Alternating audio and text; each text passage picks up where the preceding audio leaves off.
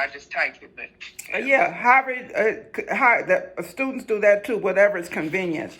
I want to give you the 3 top sites if you answer your first question. I'm going to go through your questions.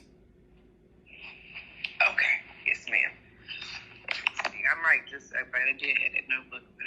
Okay, yeah, some people type it in notes, whatever. Microsoft Word, yeah. I'm old school still, and so I'm still talking about a paper notebook. Yeah. No, but I did. No, I actually had a notebook. I had a nice pen and everything ready. And then I said I went in there with the kids, and yeah. but it's fine. I could if that's what it's gonna be, I can just go ahead and put it in here. 1 second. Because I do want to make sure all my notes is organized. Yeah. So that I can. Because you're gonna have to refer back to them over and over again, from what I'm told. So getting right into it, your first question is, where do you find grants for for profit businesses? For your profit business, that's your LLCs, your restaurants, salons, etc. Grants are not as frequent as your nonprofit, but they are available. So I'm going to give you the top 3 sites on where to find those grants are. And one is called helloalice.com. Okay. And that is, they want you to register and set up a password, and then they send you grant initiatives right in your inbox. And you said this is for profit business, yes, right? Yes. HelloAlice.com. I'm writing down there.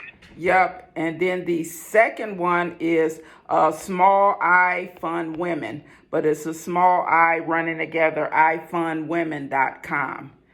And of course, that focuses on women. I fund women? I and then FUNDWO, women, and that focuses on women, of course, and a lot of times minority women. But ifundwomen.com, they post every week. You'll get, and once you register, you'll get them in your inbox. And then lastly is AskSkip.com, and that's on YouTube. And what he does is every week he posts all the latest grants. He posts a lot of SBA and EIDL, but he also posts other grant initiatives too, and he'll put them right in the bottom the link where you could just click on the link. So those are the 3 top places where they have weekly the updated grants for any type of profit business. They have the restaurant businesses, salons, home health care, etc. Any type of profit business or LLC. That's where those 3 sites where you get the most from there. So that hopefully that helps. And then you said another one of your questions is how to write a grant. Well, we're going to go into detail about that, so I'm just going to touch on it briefly.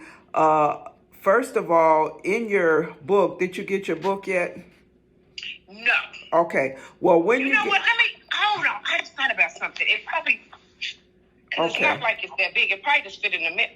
See, I got what's called informed delivery. Got you. So I didn't see it on there. Okay. But I guess I could go out there. But go ahead. Yeah. Yeah. So the first thing I want to talk about, which is part of lesson 1, and then I will send it to you too in your Telegram link, is where grants come from, especially federal, state, county, local grants, like the city of Cleveland or whatever city you're in. They come from the different federal cabinets, like the Department of Department of Homeland Security, yes, Department of the Health and Human Services, aging, etc. And I think that's chapter 1 in your book. So we're really you'll be able to go over all this, and I'll send you the different cabinets, but it's chapter 1 breaks it down for you in your book. I think the book is here. Oh, great. So yeah, you have from Ohio. I'm yes. Indianapolis. So. Yes. Yep. So yeah, that's where federal grants come from. And then usually the president will set an initiative, like for instance, President Clinton, they had a lot of money going into drug treatment programs, and then he was like, "Well, no, I want to put more money into the youth." So he did the initiative for the after school and the youth development. Yep. Sorry. No, that's the okay. And the youth development initiative. Each president determines with the money in the budget where the bulk of the money goes to. So that's where the initiatives, and like when President Bush was president, he did the faith-based initiative. So they had a bunch of meetings on the faith-based initiative because that's where he was putting all the money. And it was a whole big thing there on the separation between church and state. So, yeah, but that is grants trickle down, federal, state, county, and city grants, like your city, my city, trickle down from those cabinets. And so what will happen is... And it makes a lot of sense. That's a whole nother conversation, not to be drifting out. But I try to explain that to people for like the last 15 years, that even in relation to sometimes how you see stuff locally go, because of course, like you said, it trickles down. At the top, they'll give the money, and then even if they're not giving all the money locally, of course, it may be some local private sectors that kind of, marry, those grant funds. And so you'll see it, and sometimes it seems like, so for example, when Bush, by the time he would have been out of office, but even if they had those practices, it's like the community had got into that practice of doing that, and then you see that even if the next presidency. So not take over, but so thank you for confirming that, because that's... Yeah, no, it's no takeover. It's no takeover. That's just, I'm glad you understand that. And then with President Obama, he was more into like the clemencies and stuff like that. He didn't really go in too hard with the closing the prisons. I'm gonna tell you whose main initiative was cutting down the prison population and laying a lot of people off was President Trump. And that's because Jared Kushner was running that. So he decreased the prison population. He stopped all the raises. He was giving people layoffs and early retirement, and he was and he was because he was not a politician. He was not afraid to step to the prison systems. Usually, the politicians, if they're true politicians, they don't want to rock the boat with the justice system. But Trump, the First Step Act, everybody got some kind of play, even if it was some good days for programming with Trump, and saved all the states billions and billions of dollars, because he's a businessman.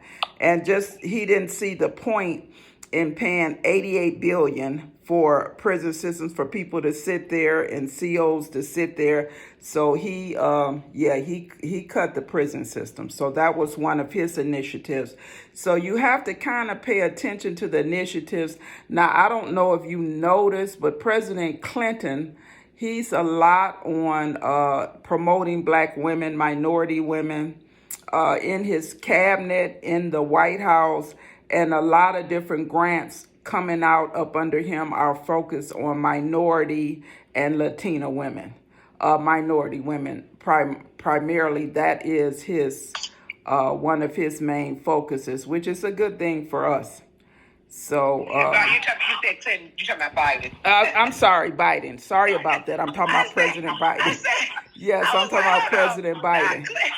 No, President Biden. You got me thinking. I'm like, hold on. Now, who did Clinton put? I mean, yes. I'm like, hold on. Who did he delegate? But yeah, okay, I got you. Yes. You start talking, I said you talking about Biden. Ain't no problem. So we're going to really when you get your book, you could look up, and I'll hand you the cabinets, but you could kind of look at chapter one, because all this is chapter one of your book. You should get it back tomorrow. I was hoping you would get it today. So we're going to move past that, because we're going to come back to that every single week and really go into how to write grants, because that's what this class is about. So that was just an overview of where it came from. So your next question is, how much do you charge for grant writing? And that's a very good question, and that's a question that comes up repeatedly in classes. And I do have a few students right now that's writing grants. One is writing grants for the PTA in the high school, Cleveland Heights high school system, and the other for one of the universities. So that is a very important question.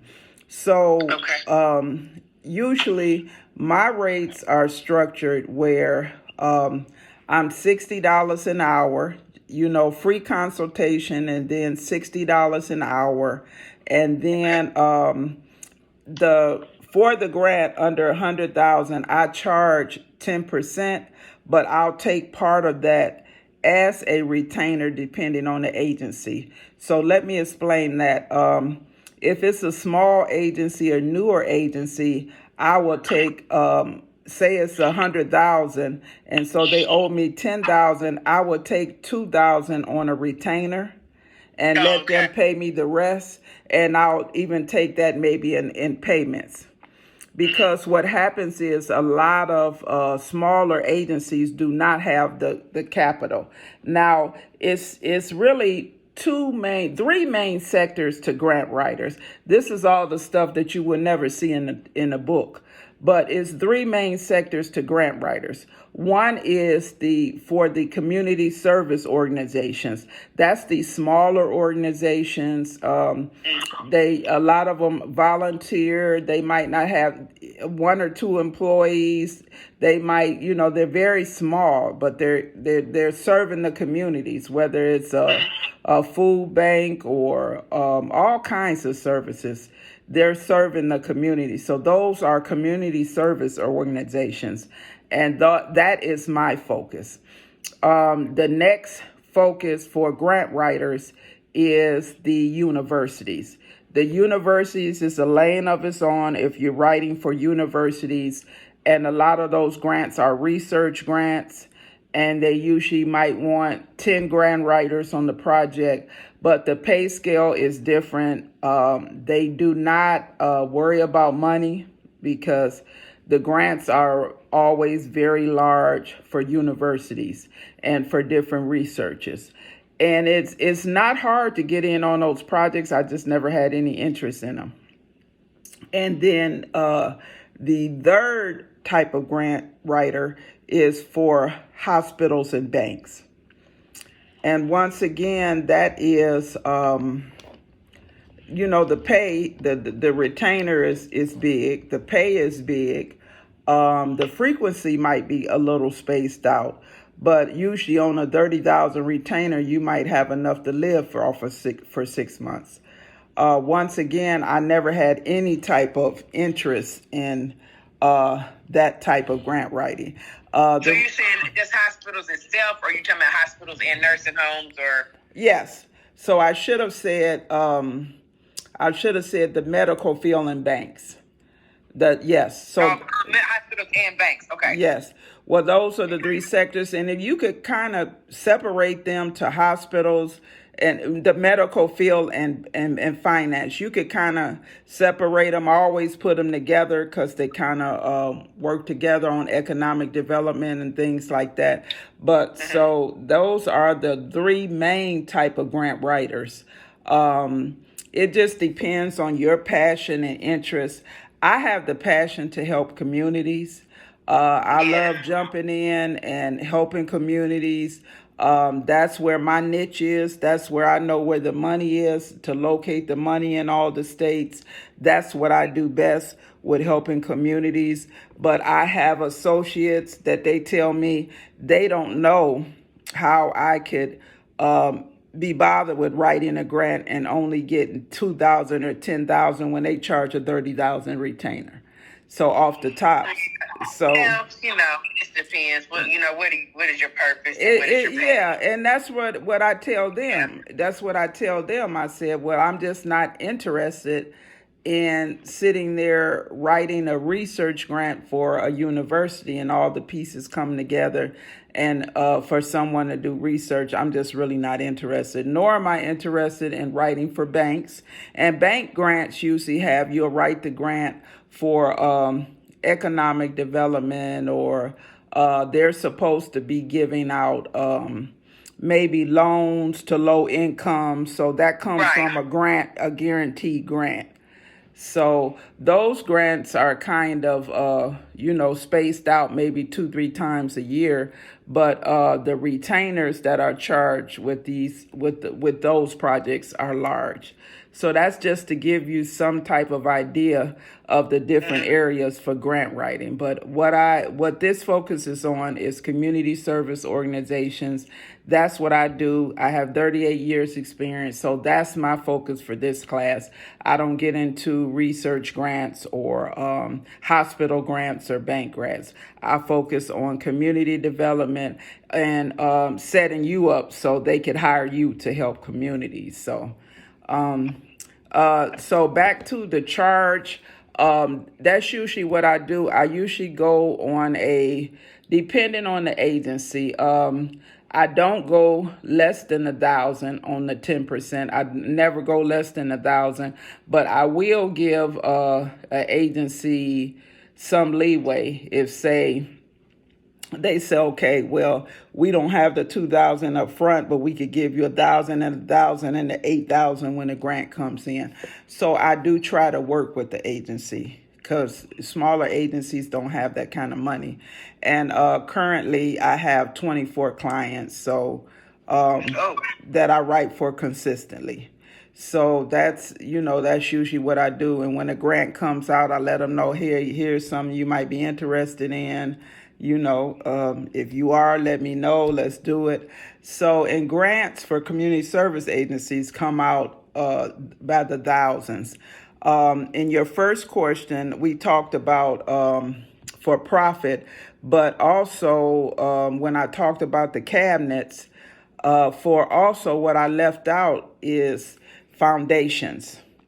It's like last I checked, it was 6,600 foundations in the United States, and that wasn't corporate sponsored grants like Care Source, Family Dollar, Dollar General, Walmart's. I could go all the way down the line. That's corporate grants. So you have the foundation grants and you have the corporate grants. So that's two pots of money. Then you have your city money, you have your county money, you have your state money, and you have your federal money. What those four you see are a trickle down from the cabinet. Yes. So that's six different pots of money. Now I do have a question about that. Yes. Good. Because here in Indianapolis, I say Indianapolis, actually Indiana as a whole, but definitely in the capital city and the surrounding areas, it's very common. Eli Lilly is a big funder of a lot of things here. Yes, I heard of that. I was going to ask you if so. So is it one of them type of things? If it ain't broke, don't fix it. If I'm finding that I'm writing, and because I know a lady that is like literally everything, because she's like you. It's all community based, and she's constantly writing. And every time you turn around, she's like, "I got another grant from Lily for this company, and I got a." So it's nothing wrong if it keeps working and you keep getting. It's nothing wrong with it. Okay. Because let me tell you something, how that works as a grant writer. You establish relationships. So I have a few people like that where when they see my name, I write for different organizations. Okay. But that's the same with Eli Lilly. I have a client, he might be in Indianapolis, he's in the schools. He told me about Eli Lilly too. But the thing is that you build a relationship. So what happens is you start to build a relationship. You tell them, okay, I'm submitting for this agency. The agency gets it. So what happens is whoever the program person is, usually once you establish a relationship with them and they know your name, usually what I do is say, hey, I have this relationship. I have this agency right here that's a client of mine. He has a radio station, TV station. I'm talking about a grant I just got. And he wants to do outreach, but I had got a grant for someone else previously, and I contacted the organization. And they tell me whether or not there's an interest or the Senate, they'll take a look or not. So a lot of times when you establish a relationship with the program manager, that's why the grant writer there could go to Eli Lilly, because she has a strong relationship with them. And the people don't change. The contact person does not change. So they could tell you what they want, what they're looking for, and they could say, yes or no. But usually once you get a grant from them, your name and your reputation. Oh, Miss Sanders, yeah, we worked with her before with this agency over here. Oh, yes. So that's why your friend could go to Eli Lilly, and they are one of the main funders in your area. I mean, I'm talking about, I only didn't know her since, let me see, my son is 20. So since he was like 5 or 6 years old. But I mean, she was getting them way before then. And my silly self, when she was writing this grant proposal last year, she was writing at the end of 2019, bringing in 2020. I don't know if you've ever heard that multi-generational approach. Like, yes, yes. Yeah. So she was writing a multi-generational approach grant. My menopause baby having self. So I got the older son that that's about to turn 20, but I got so he used to go to daycare, but now I got my 8-year-old that goes there. Yes. And so she was like, Miss Sanders, she said, I'm making this. And she said, but honestly, you and Mr. Sanders, y'all already have your education, you have businesses and stuff.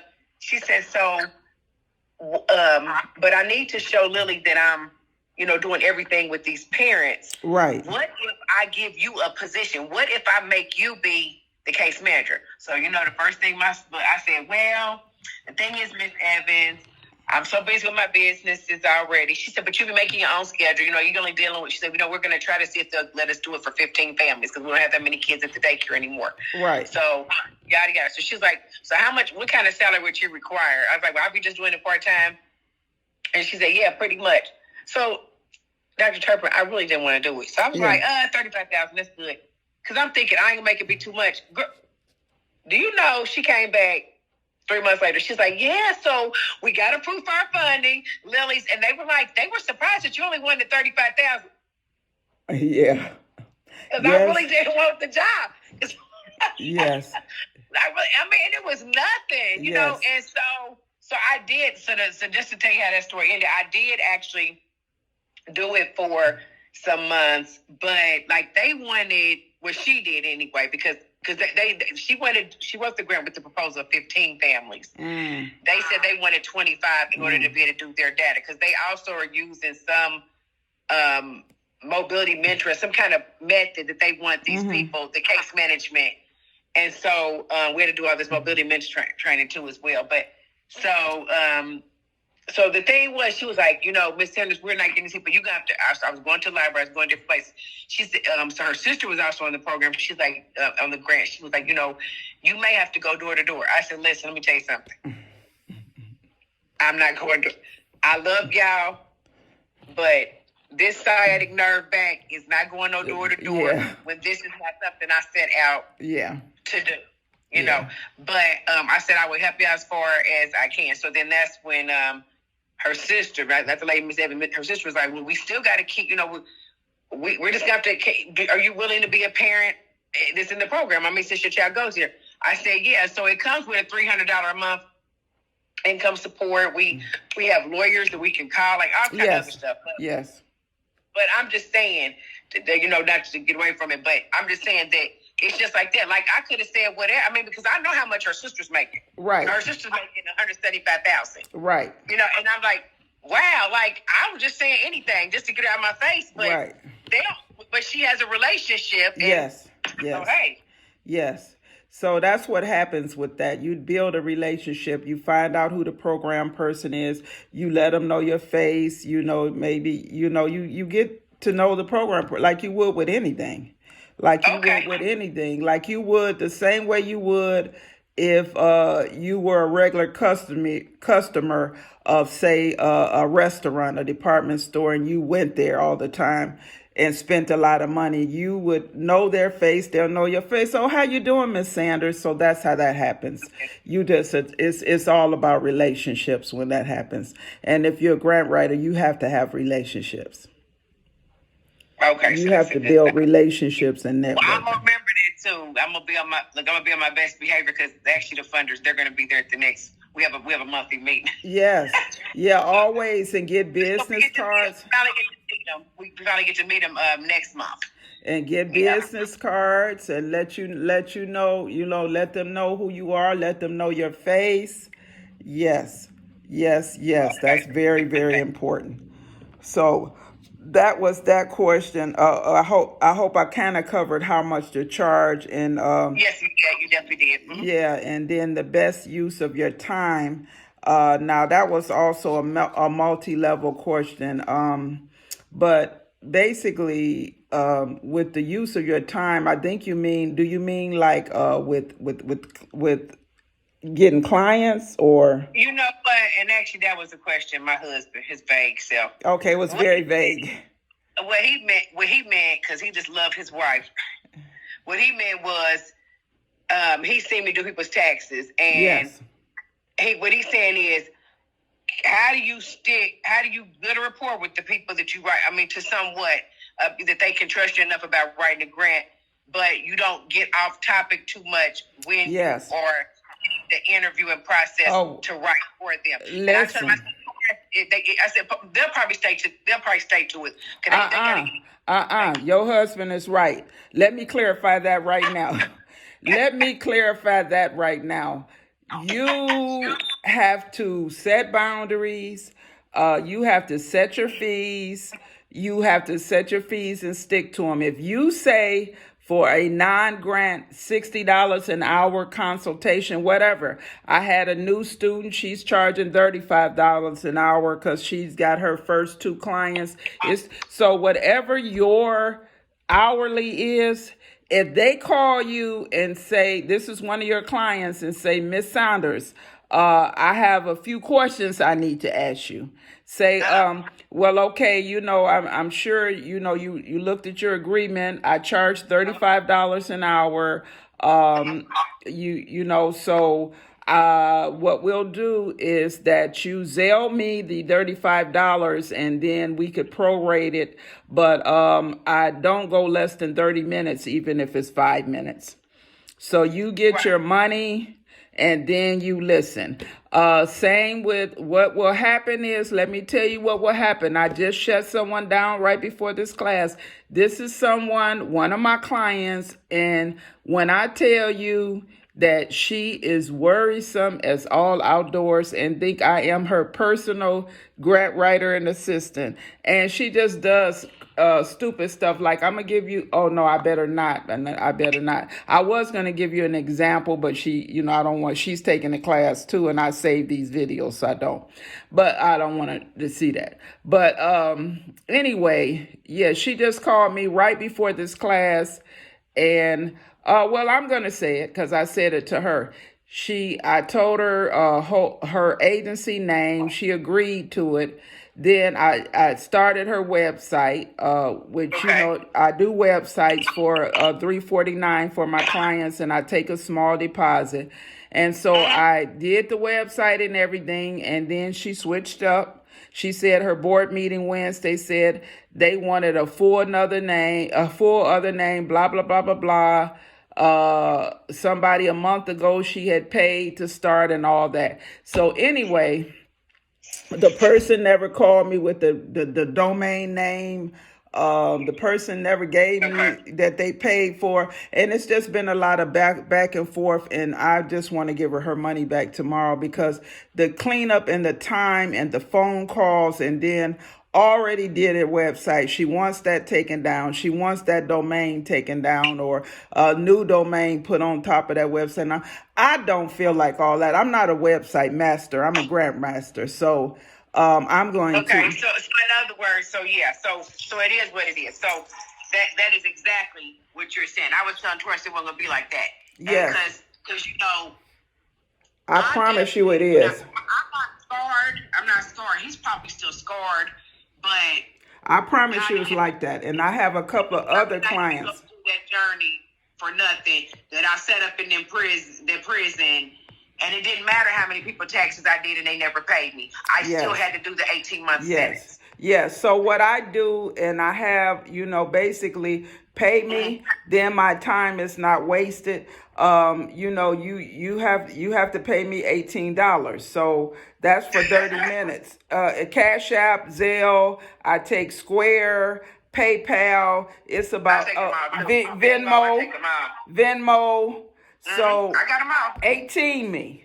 And then if it's 5 minutes, I'm paid. So you don't feel as bad when somebody is calling you every day with that if they're paying a bill or, buying a meal on your table. Right. So you have to do that, and you have to stick to boundaries because the more clients you get, if not, you will have, I'm going to say, 3 clients that try to monopolize your time that will call you at 10 o'clock at night and tell you, oh, Miss Sanders, I'm at a fundraiser right now. I was looking and she's a nonprofit. Do you think I could do this? This is at 10 o'clock at night. Yes, that's what he's talking about. That is exactly. You have to. This is the truth. I was in the program where I had the baby with me. Yeah. I'm doing my sentence. They called me on the phone and said, I'm doing these taxes. I need line 12. It's this. And girl, I went and tried to get a mortgage the other day, and they said that back in 2014, I didn't make enough. And then my dumb butt talking about, remember, that's the year you switched careers. Remember, because your son was going to college up in Missouri. And the other girls was looking at me like, really? You here doing this time? You trying to breastfeed your baby? You running to this phone for these people? Yeah, no. So that's what Torrance, he's still scarred from that. He's like, if this grant writing's going to be like them taxes, no, it's not going to be like that because the same ones that loved me in the beginning, can't stand me now because that absolutely loved me in the beginning, because you're not going to call me and I'm sitting trying to eat and you have, 3 questions that you could hit Google and look it up. You're not going to do that to me. I've been like walking Google. Yeah, see, and I'm not, and if not, if they let you, they get it off 1 or 2 times, honey, you will be their walking Google, their walking encyclopedia. Well, what does this mean?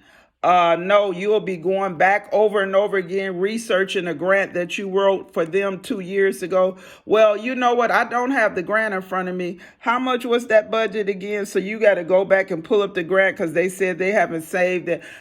You will be their walking filing system. So I can charge them for that? Hold on, wait a minute. And I can charge, because people do me like that. So I can charge them for that even if I'm going back to look it up? Honey, everything in your agreement, you put revisions, how many revisions is allowed. We're going to get to that next question, but you put what is allowed and you put how much time is allowed on that particular grant.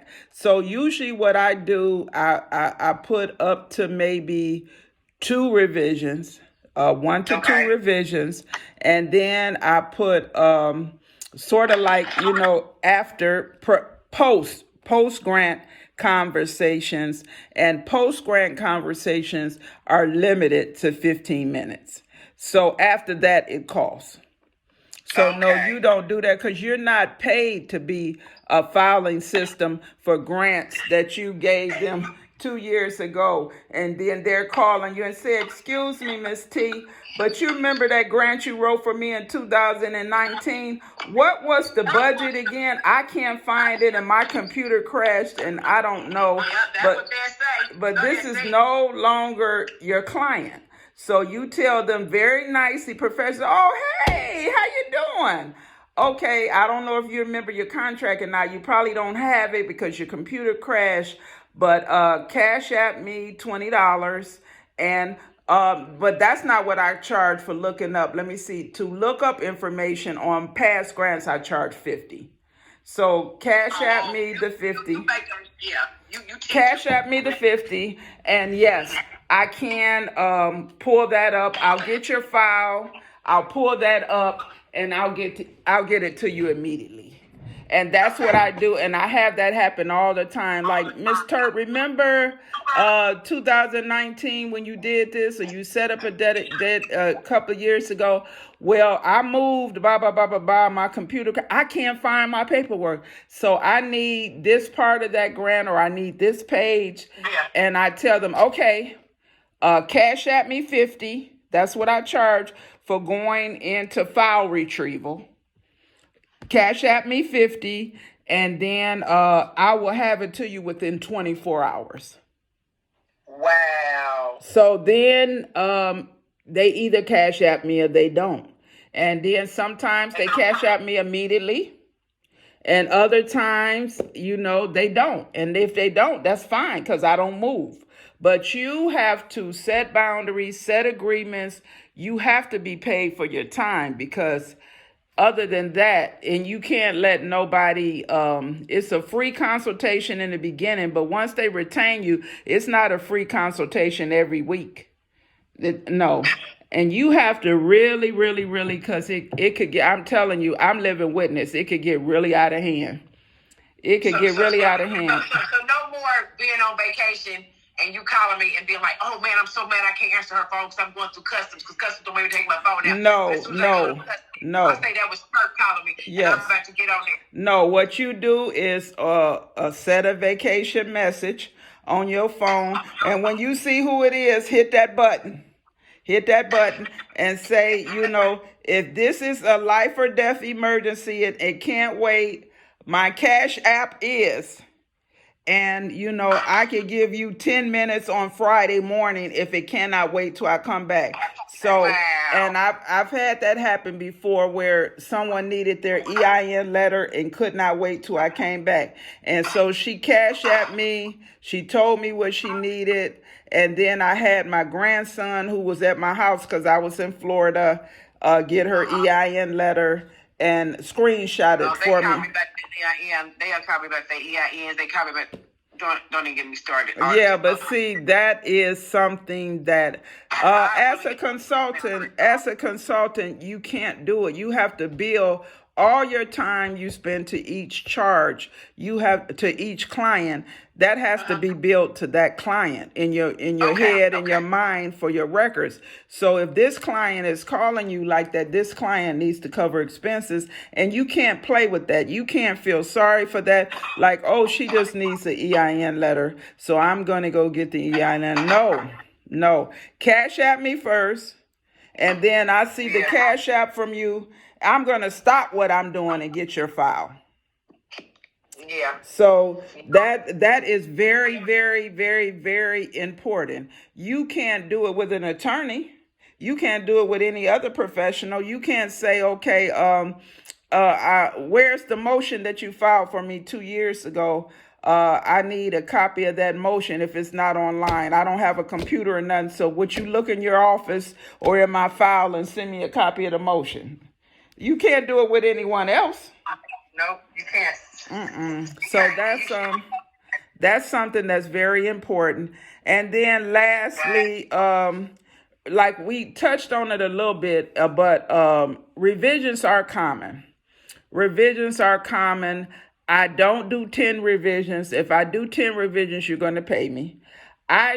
You put that, it's an agreement that I have a standard agreement, and you put any revisions in your agreement. I allow up to 2 revisions. meaning that, and revisions happen. It might be this person here, they had full time in the budget, but they might want part time, or something happens and they want this person out. Take this person, just delete this person out the grant. Before you submit it, Miss T, I need it out the grant. So revisions are very important. Any type of revisions, or I know we said 6 days a week, but I want you to take Saturdays off for the time and the hours. So stuff like that, revisions are important. But I don't do 10, I do 2.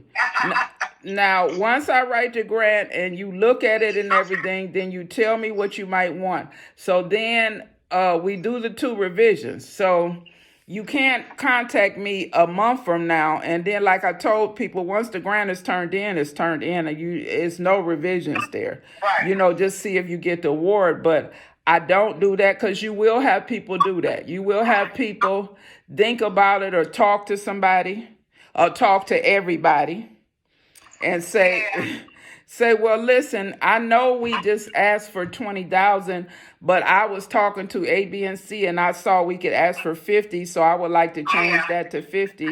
And I don't do any of that without payment, honey. I'm just real. This is what I do. This is how I eat. This is how I pay my bills. So I have to, any calls I get, any time, I have to bill it to that client, whatever client called me. Yeah, and like I said, a lot of clients start out loving me, saying, "Oh, you're amazing. This is a blessing," etc. And by the time we've worked together for some months and months and months, they either love me or hate me, meaning that they stayed within boundaries, didn't call me all times of the night, use Google, everything, because I have lots of tapes, lots of materials for my clients, lots of them. So they followed all of that. And then, those are the clients that still today love me, that I've been writing for years. Okay. Now, we have the clients that hate me, the clients that want a lot of stuff for free and then want me to do 100 different things for free.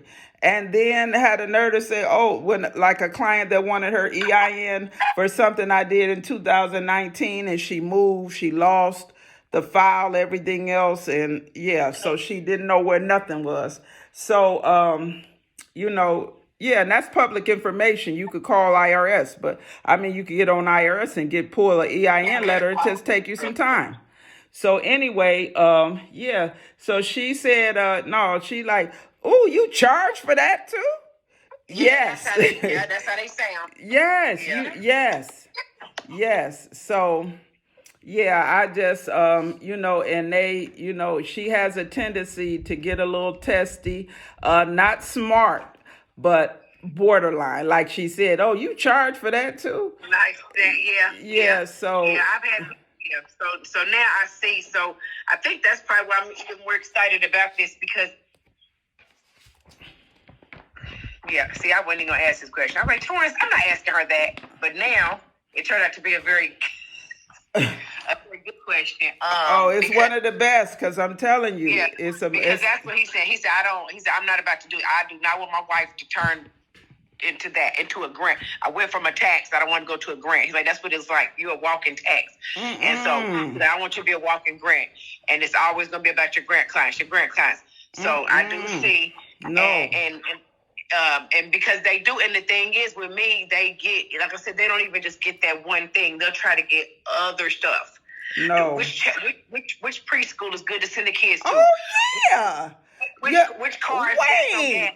Wait. Do you know, nothing to do with grants or one of my grant clients, do you know if anybody got any property for rent? So now I'm a renter. Yes, I need, Miss T, I need a 3-bedroom, immediately. All kinds of stuff. They text me in the middle of the night for that. They text me in the middle of the night for that. And I recently, when I was in the Dominican Republic back in the summer, somebody saw me on Facebook that just my picture. They're like, girl, you looking good on that beach. Listen, as soon as you get back, I'm getting evicted because my landlord's being petty. I'm like, petty what? Did you not pay your rent? Yeah. Yes. But like you said, they said I need a 2-bedroom and I prefer to have a garage. And And I'm like, honey, I'm on vacation. those are the clients that start not to like me. Push me in the hot. Huh? Yeah, Push so me in the hot. yeah, Okay, that okay.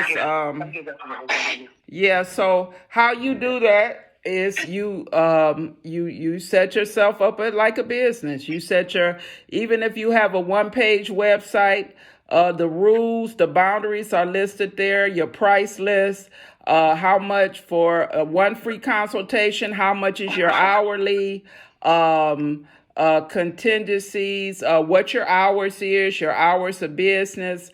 And, my hours of business are strict. And so, no weekends or holidays, but you have that strictly. And to call after hours, this is the cost and this is the procedure. Okay. This is procedure. And it doesn't have to be, it could be on a static website, one of these free websites where it's just one page, where they can read. On my link tree. Okay. Yes, That's where good. they can read everything that they need to see. And then that way it's all right there and you don't have to worry. So, yeah, so our class is about over.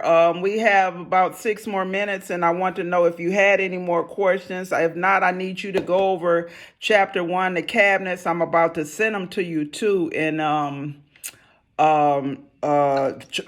Telegram. I have so many things going on. And Telegram, I'm about to send them to you too till you get your book. You should get your book tomorrow. This week though, right? Huh? It'll be here this week, the book. Oh, absolutely. It should be there tomorrow. I thought it would have been there today. Yeah. So, and then you could think about, your questions for next week. Especially your book is going to inspire more questions because it always does. Okay. Yeah, but these were very good questions, and I'll see you next Sunday at 6. But before then, what we're going to do, we're going to start this week with the hardest grant. I'm going to send you a federal grant that's actually due, and we're going to start. They have one, I think it's the Second Chance Act for reentry services of people coming out of prison and what they need. Oh, wow, that's nice. Yeah, so I'll be sending that to you, and that's what we'll be working on behind the scenes this week, and then you'll have your book by then next week, and we're going to dive right into that. Okay, and if you have any other questions, feel free at any time to hit me on Telegram, and I always answer you right back, because like I said, this is interactive, and we're busy. Oh, okay. Thank you. Bye-bye. Bye-bye. Let's see how there we go.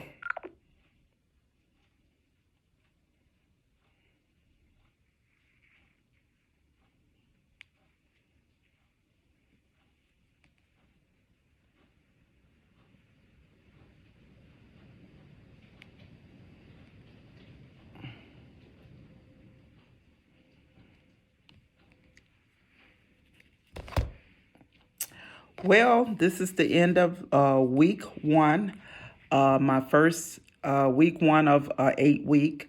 What we did today is I answered questions on several questions. The first one was, where were the profit grants, how much to charge, best use of your time as a grant writer for profit, as a grant writer for hire, and then how many revisions is usually allowed.